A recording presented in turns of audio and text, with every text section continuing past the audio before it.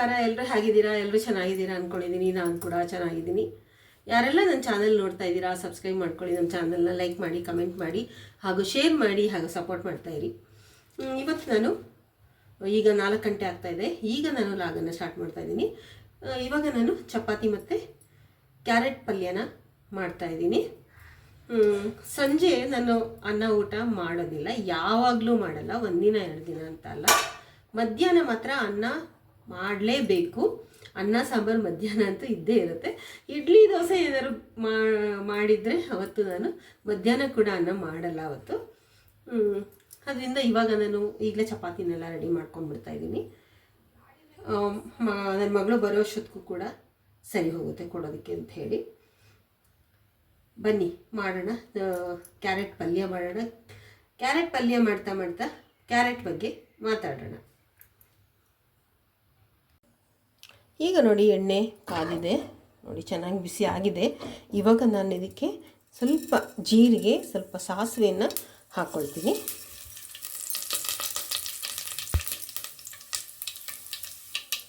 ನೋಡಿ, ಸ್ವಲ್ಪ ಸೋಂಪನ್ನು ಕೂಡ ಹಾಕ್ಕೊಳ್ಳೋಣ. ಈಗ ನಾನು ಹಸಿಮೆಣಸಿನ್ಕಾಯಿನ ಹಾಕ್ಕೊಳ್ತಾ ಇದ್ದೀನಿ. ತುಂಬ ಖಾರ ಇದೆ ಅಂತ ಒಂದು 4 ಮೆಣಸಿನ್ಕಾಯಿ ಅಷ್ಟೇ ತೊಗೊಂಡಿರೋದು, ನಾನು ಜಾಸ್ತಿ ತೊಗೊಂಡಿಲ್ಲ.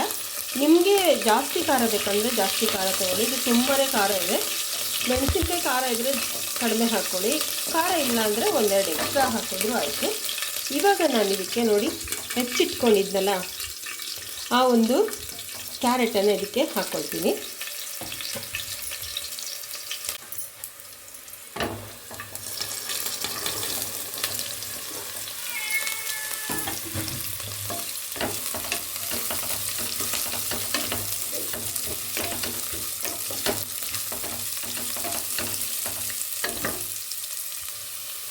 ನೋಡಿ, ಕ್ಯಾರೆಟನ್ನು ಹಾಕಿದ್ದೀನಿ. ಸ್ವಲ್ಪ ಉಪ್ಪು ಕೂಡ ಹಾಕ್ಕೊಳ್ತೀನಿ.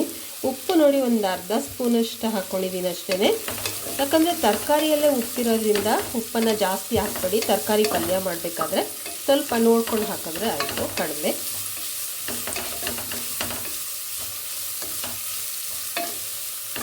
ಇದಕ್ಕೆ ಈರುಳ್ಳಿ ಎಲ್ಲ ನಾನು ಹಾಕಲ್ಲ, ಹಾಗೆ ಮಾಡ್ತೀನಿ. ಬೇಕಂದರೆ ಈರುಳ್ಳಿ ಕೂಡ ಹಾಕ್ಕೊಳ್ಬೋದು ನೀವು. ಇದಕ್ಕೇನೆ ಬೇಕಾದ್ರೆ ಬೀಟ್ರೋಟು ಹಾಕ್ಕೊಳ್ಬೋದು, ಮತ್ತು ಬೀನಿಸನ್ನು ಕೂಡ ಸಣ್ಣದಾಗಿ ಹೆಚ್ಚಿಬಿಟ್ಟು ಹಾಕ್ಕೊಳ್ಬೋದು.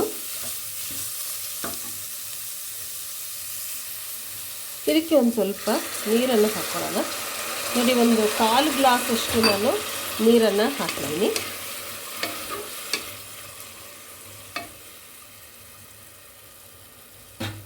ಇವಾಗ ಇದನ್ನು ಮುಚ್ಚಳನ ಮುಚ್ಚಿ ನಾನು 2 ಸಲ ಕೂಗಿಸ್ಕೊಳ್ತೀನಿ.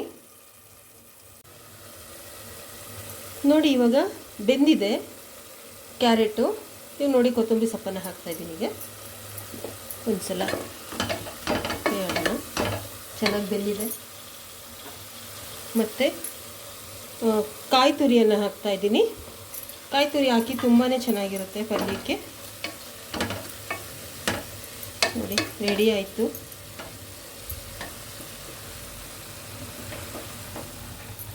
ನೋಡಿ, ಈ ರೀತಿ ಕ್ಯಾರೆಟ್ ಪಲ್ಯನ ಮಾಡಿಕೊಡೋದ್ರಿಂದ ಮಕ್ಕಳಿಗೆ ತುಂಬಾ ಒಳ್ಳೆಯದು. ನೋಡಿ, ಕ್ಯಾರೆಟ್ ಪಲ್ಯ ಹಾಗೂ ಚಪಾತಿ ಎರಡೂ ರೆಡಿ ಆಯಿತು ನನ್ನ ಸಂಜೆಯ ತಿಂಡಿಗೆ.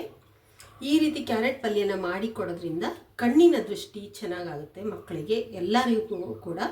ಅದರಿಂದ ಕ್ಯಾರೆಟನ್ನು ತುಂಬ ತಿನ್ನಬೇಕು. ಅಷ್ಟೇ ಅಲ್ಲ, ಕ್ಯಾರೆಟಿಂದ ಇನ್ನೂ ಒಂದು ಉಪಯೋಗ ಇದೆ. ಕ್ಯಾನ್ಸರನ್ನು ಬರದೇ ಇರುವ ರೀತಿ ತಡೆಗಟ್ಟುವಂತಹ ಶಕ್ತಿ ಈ ಕ್ಯಾರೆಟ್ನಲ್ಲಿದೆ. ಅದರಿಂದ ಕ್ಯಾರೆಟ್ ಜ್ಯೂಸ್ ಮಾಡೋದಾಗಲಿ, ಕ್ಯಾರೆಟ್ ಪಲ್ಯ ಮಾಡೋದಾಗಲಿ, ಅಥವಾ ಸಾಂಬಾರುಗಳಿಗೆ ಎಲ್ಲದಕ್ಕೂ ಸಾಗು ಮಾಡುವಾಗ ಕ್ಯಾರೆಟ್ ಇಲ್ಲದೆ ಯಾರು ಸಾಗು ಮಾಡಲ್ಲ. ಈ ರೀತಿ ಮಾಡಿ ಕ್ಯಾರೆಟನ್ನು ತುಂಬ ಕೊಡಿ. ತುರಿದು ಬಿಟ್ಟು ಅದಕ್ಕೆ ಏನೇನು ಬೇಕು, ಮೆಣಸಿನ್ಕಾಯಿ ಅಂತೆ, ಈರುಳ್ಳಿ ಅಂತೆ ಎಲ್ಲ ಹಚ್ಚಾಕ್ಬಿಟ್ಟು ಅದು ಕೂಡ ಒಂದು ಸಲಾಡ್ ರೀತಿ ಮಾಡಿ ಮಕ್ಕಳಿಗೆ ಕೊಡಿ.